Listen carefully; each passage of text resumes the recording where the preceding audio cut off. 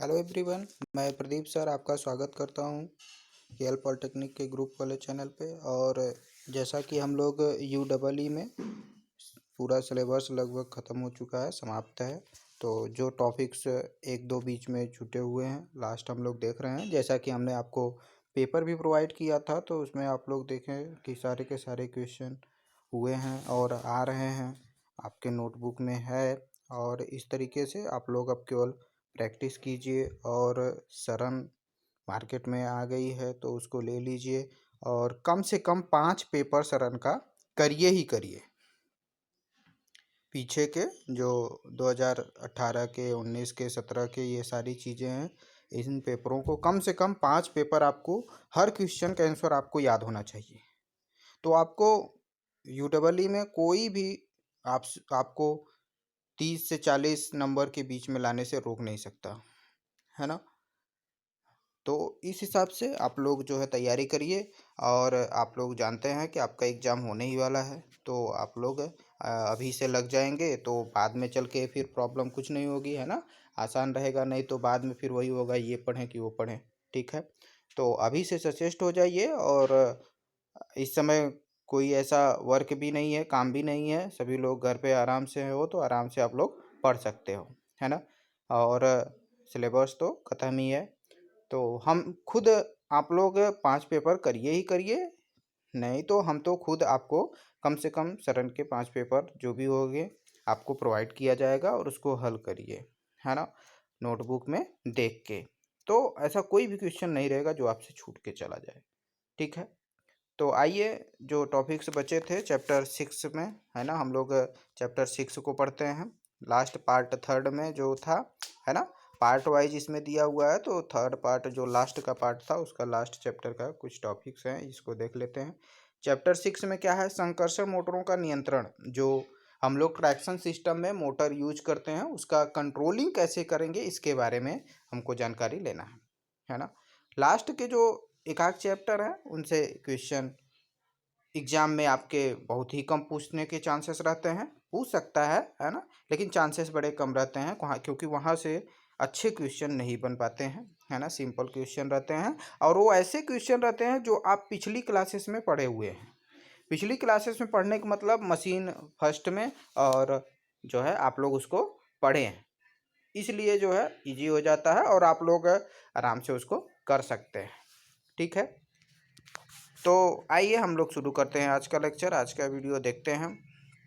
Chapter number 6 है संकर्षण मोटरों का नियंत्रण, मतलब कंट्रोलिंग ऑफ ट्रैक्शन मोटर। जो हम लोग मोटर यूज करते हैं उनको किस प्रकार से कंट्रोल किया जाता है, इसके बारे में हमको जानकारी लेना है ट्रैक्शन सिस्टम में। ठीक है, तो क्या है, एक अच्छे कंट्रोलर में निम्नलिखित गुण होना चाहिए। एक जो कंट्रोलिंग हमारा सिस्टम है उसमें क्या क्या मुख्य रूप से गुण होना चाहिए। सरल संरचनात्मक यंत्रावली होनी चाहिए, है ना। वो क्या होनी चाहिए, एक तरह से सरल होना चाहिए, जिसको कोई भी ऑपरेट कर सके, आसानी से इसको बनाया बिगाड़ा जा सके, आसानी से इसको मेंटेन किया जा सके, है ना। सरल संरचना यंत्रावली होनी चाहिए। दूसरा चीज़ क्या होना चाहिए, सुगम प्रचालन होना चाहिए। सुगम प्रचालन का मतलब यह है आसानी से ऑपरेट होना चाहिए, जिससे कोई भी व्यक्ति आसानी से अपना चला सके, है ना। बहुत ही दक्ष प्रवृत्ति की आदमी की आवश्यकता ना हो। अगर आप बहुत ही नॉलेजफुल, है ना, एजुकेटेड पर्सन को आप लगाएंगे अगर ऑपरेशन के लिए, ऑपरेट करवाने के लिए, तो क्या होगा भाई, पैसा भी वो ज़्यादा लेगा, है कि नहीं।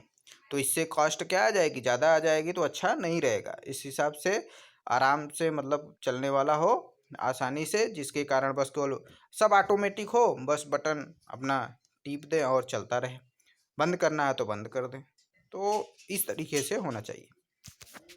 तीसरी चीज़ क्या होना चाहिए एक अच्छे कंट्रोलर में, दीर्घ जीवन काल होना चाहिए। उसका लाइफ जो होता है वो अच्छा खासा होना चाहिए। ये नहीं कि बहुत जल्दी ही खराब हो जाए, ऐसा नहीं होना चाहिए। लंबे समय तक सुगमता से चलते रहना चाहिए। और क्या होना चाहिए भाई, चौथा पॉइंट है न्यून शक्ति हानि है। उसमें जो पावर लॉसेस होना चाहिए वो क्या होना चाहिए, मिनिमम से मिनिमम होना चाहिए। उसमें पावर लॉस क्या होना चाहिए भाई, बहुत ही कम होना चाहिए।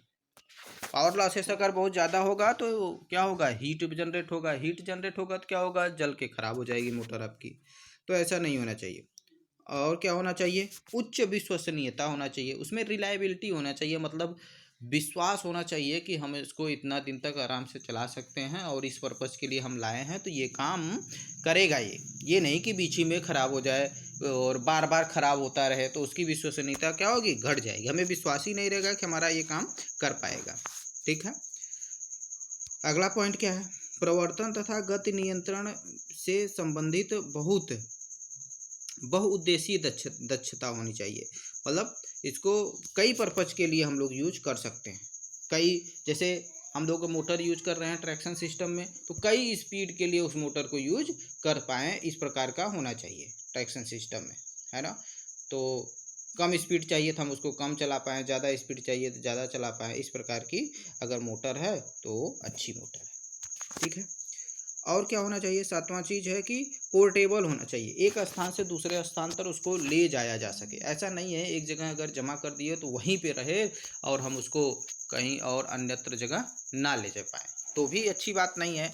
जगह समय के साथ साथ हो सकता है हमको चेंज करना पड़े, तो क्या होना चाहिए, पोर्टेबल होना चाहिए, आसानी से हम एक स्थान से दूसरे स्थान तक उसको खोल के ले जा सके, तो वो अच्छा कंट्रोलर होगा। ठीक है, और क्या होना चाहिए, पूर्ण रूपेण मितव्ययी होना चाहिए। पूर्ण रूपेण मितव्ययी का मतलब है, इकोनॉमिकल का मतलब यह है जितना हम लोग उससे काम ले रहे हैं, है ना, उससे कम पैसा लग रहा है उसमें यदि हम लोग पैसा ही ज़्यादा लगा देंगे और फ़ायदा कम होगा तो क्या होगा, वो बेकार होगा। इसलिए क्या होना चाहिए, पूर्ण रूपेण मितव्ययी होना चाहिए, है ना, अच्छा होना चाहिए, है ना। तो आइए हम लोग देखते हैं अगला टॉपिक्स जो है इसमें, गति नियंत्रण की विधियाँ और उनकी उपयोगिता, है ना। गति को कैसे नियंत्रित करेंगे हम लोग और उसकी क्या उपयोगिता है, इसके बारे में हमको जानकारी लेना है। स्पीड कंट्रोलिंग कुल मिला के करना है। तो निम्नलिखित कारणों, है ना, कारकों के कारण मूल रूप से डीसी मोटरों के गति नियंत्रण की निम्नलिखित 3 विधियाँ हैं। कुल मिला के जो डीसी हमारा मोटर होता है उसको 3 प्रकार से कंट्रोल किया जाता है उसकी स्पीड को। ठीक है, तो जिसमें पहला क्या है, क्षेत्र नियंत्रण विधि, मतलब फील्ड जो रहता है उसमें फील्ड वाइंडिंग रहती है ना, एक आर्मेचर वाइंडिंग रहती है, क्या रहती है, फील्ड वाइंडिंग रहती है।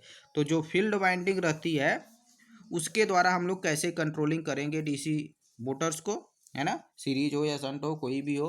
तो मुख्यतः हम लोग तो पढ़े थे ट्रैक्शन सिस्टम में डीसी सीरीज मोटर का ही यूज करते हैं, तो उसी के बारे में हम लोग यहाँ पे देखेंगे। तो फील्ड कंट्रोल मेथड द्वारा किस प्रकार से स्पीड कंट्रोल करेंगे भाई हम लोग, इस फ्लक्स कंट्रोल, इसी को क्या कहते हैं, फ्लक्स कंट्रोल भी कहते हैं। चाहे फील्ड कंट्रोल मेथड कहो या फिर इसको फ्लक्स कंट्रोल मेथड कहो, एक ही चीज़ है ना।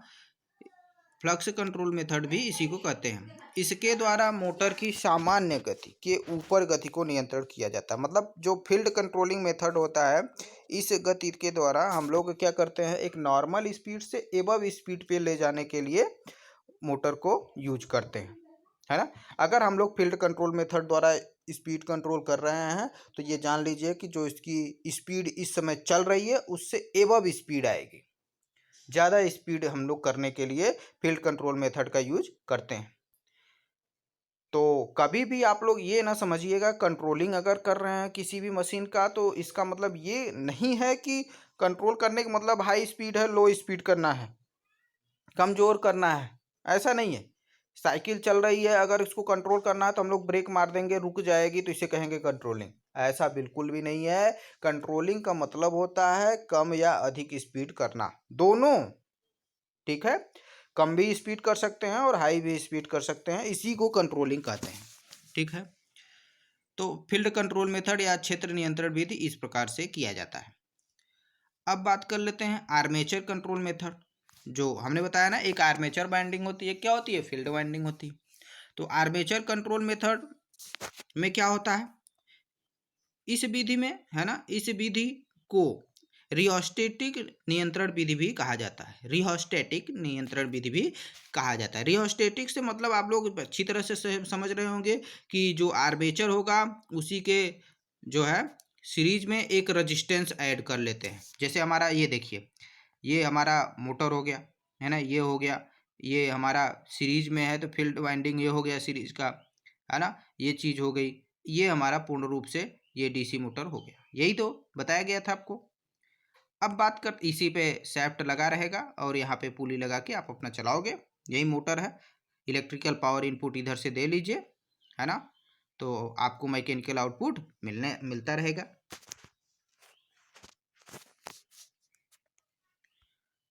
ठीक है, तो क्या होगा कि ये जो हम लोग मोटर बनाए थे यहाँ पे, इसी के सीरीज में एक रजिस्टेंस ऐड कर देंगे। ये तो फील्ड वाइंडिंग थी ही, इधर से हम लोग इनपुट दे रहे थे।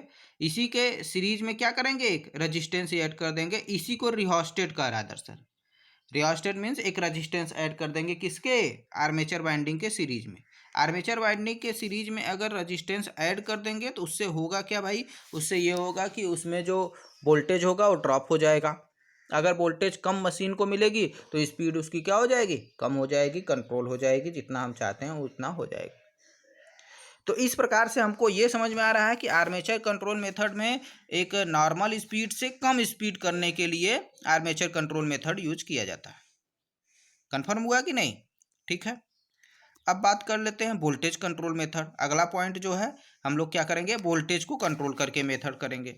तो जब सप्लाई से जो वोल्टेज आती है उसी को हम लोग किसी भी प्रकार से, चाहे रेजिस्टेंस द्वारा, चाहे सप्लाई से ही ट्रांसफार्मर द्वारा, किसी भी प्रकार से यदि हम लोग कम कर लेते हैं या अधिक कर देते हैं तो उससे जो स्पीड कंट्रोलिंग होती है उसे क्या कहते हैं, वोल्टेज कंट्रोल मेथड। ठीक है, इसका मेन थीम यही है। इसे प्रदाय या प्रयुक्त वोल्टता भी कहते हैं। जो इनपुट सप्लाई देते हैं उसी के द्वारा तो होता है ना। इसका प्रयोग कहाँ करते हैं, अति लघु मोटरों के गति नियंत्रण में करते हैं। बहुत छोटे छोटे मोटरों के लिए, लघु तथा अति लघु मोटरों के लिए किया जाता है। कौन सा, वोल्टेज कंट्रोल मेथड।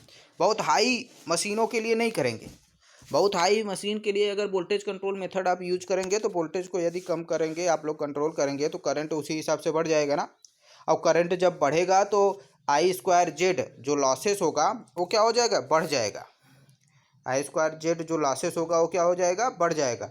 और जब I²Z लॉसेस बढ़ गया तो यही तो होता है हीट। पावर लॉसेस अधिक होगा तो हीट क्या होगा, बहुत ज़्यादा जनरेट होगी। और हीट बहुत ज़्यादा जनरेट होगी तो क्या होगी, मशीन गर्म हो जाएगी और वो जल जाएगी। तो ऐसा नहीं होना चाहिए, है कि नहीं। तो इस प्रकार से हम लोग जो है छोटे मोटरों के लिए, लघु मोटरों के लिए स्पीड कंट्रोल कर सकते हैं, है ना। अब बात कर लेते हैं डीसी सीरीज मोटरों का गति नियंत्रण किस प्रकार से करेंगे। अभी तक तो हम लोग कंट्रोलिंग मेथड पढ़े। डीसी जो मोटर होगी, किसी भी मोटर को हम लोग इन 3 विधियों द्वारा कंट्रोल कर सकते हैं, उसके स्पीड को वेरी कर सकते हैं, है ना। अब बात कर लेते हैं डीसी सीरीज मोटरों का गति नियंत्रण किस प्रकार से करेंगे। क्योंकि हमने आपको बताया था कि जो डीसी सीरीज मोटर होती है यही जो होता है ट्रैक्शन सिस्टम में मोस्टली यूज किया जाता है। इसका बिहेवियर क्योंकि इसके लिए ट्रैक्शन सिस्टम के लिए सूटेबल होता है, इसलिए मेन रूप से सूटेबल होता है क्योंकि इसका स्टार्टिंग टार्क क्या होता है, बहुत हाई होता है। और इसका स्पीड जो होता है वो भी कांस्टेंट नहीं होता है। इन्हीं कई कारणों के कारण हमने आपको बताया था डीसी सीरीज मोटर ज़्यादा सूटेबल होता है। तो उसके गति को हम लोग कैसे कंट्रोल करेंगे, है ना। और कौन सी विधियां हो सकती हैं, 3 तो हम लोग पढ़ ही लिए। और कौन सी विधियां हो सकती हैं और किस प्रकार से इसका कंट्रोलिंग किया जा सकता है, इसके बारे में हमको देखना है। डीसी सीरीज मोटरों का जो गति नियंत्रण होता है, स्पीड कंट्रोलिंग होता है, उसके बारे में हमको देखना है। तो संकर्षण मतलब ट्रैक्शन कार्य में डीसी सीरीज मोटर का गति नियंत्रण फ्लक्स कंट्रोल की निम्नलिखित विधियों द्वारा किया जा सकता है। मतलब इसमें हम लोग फ्लक्स को कंट्रोल करके इसके स्पीड को कंट्रोल कर सकते हैं। क्यों कर सकते हैं, क्योंकि आप लोग जानते हैं जो हमारा एन होता है इन्वर्सली प्रोपोर्शनल टू 1/5 होता है। ये कहाँ से आया भाई, ये यहाँ से आया क्योंकि टार्क का फार्मूला डीसी सीरीज मोटर में आप लोग जानते होंगे। जो हमारा ईएमएफ उत्पन्न होता था, ईएमएफ डीसी जनरेटर में यह क्या था, 5ZNP/60A, है ना, था ना। तो 5 और n दोनों इधर ही हैं, तो कुल मिला के ये मोटर का भी हमारा ईएमएफ जनरेट था। मोटर और जनरेटर का जो ईएमएफ जनरेशन होता है वो सेम ही होता है, फार्मूला सेम ही है। ठीक है, तो आप देखेंगे n और फाई एक ही तरफ है, और इधर मान लेते हैं कांस्टेंट। तो अब n